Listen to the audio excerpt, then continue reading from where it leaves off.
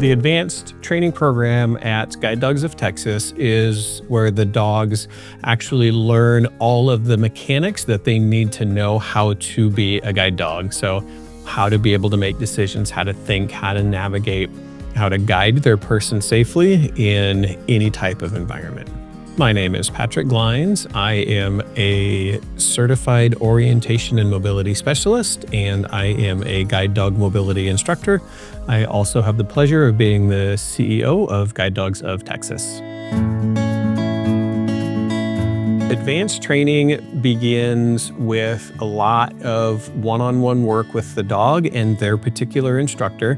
Training happens after the dog has finished their puppy raising experience. So we'll have a pool of dogs that hit an age and a maturity level where we recognize they're ready for the next step in their journey. We do a lot of what we call foundation work. So beginning with the basics of leading, pulling into a harness, stopping for any elevation change like stairs or curbs, stopping at any street entry or street exits, navigating around obstacles, all of the things that they'll need to know as a working guide dog. Our advanced training program is 19 weeks long, so they'll go through all the mechanics to learn how to be a guide dog in that program. We begin with a very initial environment, which is our facilities here in San Antonio. So we spend 1 to 2 weeks on site where we're doing really focused collar work. We then go into a fairly quiet residential neighborhood where there's not a lot of distractions, not a lot of complexity. It's a nice grid layout neighborhood, and begin our training there. And then as the dogs gain mastery, we go to busier environments, more complex environments. So moving into areas where there's higher concentrations of people, moving to where there's non-linear paths to follow. They need to be able to be generally focused in the environment, be able to pass sniffs or food on the ground and ignore dog distractions, ignore people, that kind of thing.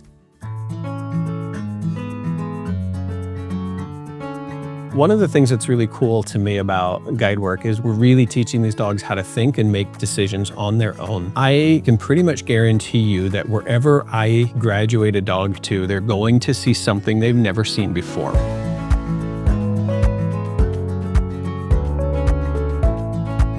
A setup or an environment, and the dog has to be able to assess the situation and make decisions in the best interest of the dog and the handler.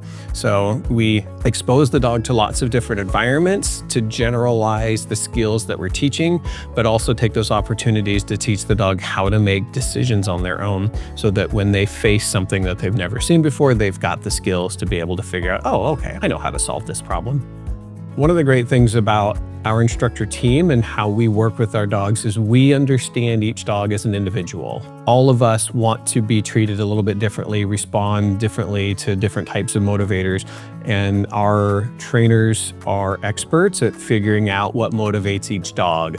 Some dog is super excited with a piece of food. Some dogs might be more motivated by a quick game of tug or play. So our staff is really good at figuring out what is it that is most meaningful to this dog, and then making sure that we're using those to reward the dog for the behaviors that we're after. As an instructor, you have to really be good at being anything that that dog needs, whether that's natural to you or not. But you really have to be able to read a dog, understand a dog, figure out how to motivate the dog, teach them all of these subtle, nuanced skills that they need. So it's really important that I get the right team to be able to give the dogs these critical skills they need to help keep the person who is blind safe. Probably about week 12 to 15, we have a really good understanding of who this dog is, strengths and weaknesses, desired work areas, and we start looking at our client list to say, okay, who might be a good match for this dog? And when we get that initial match, we can start customizing that dog for that individual as well.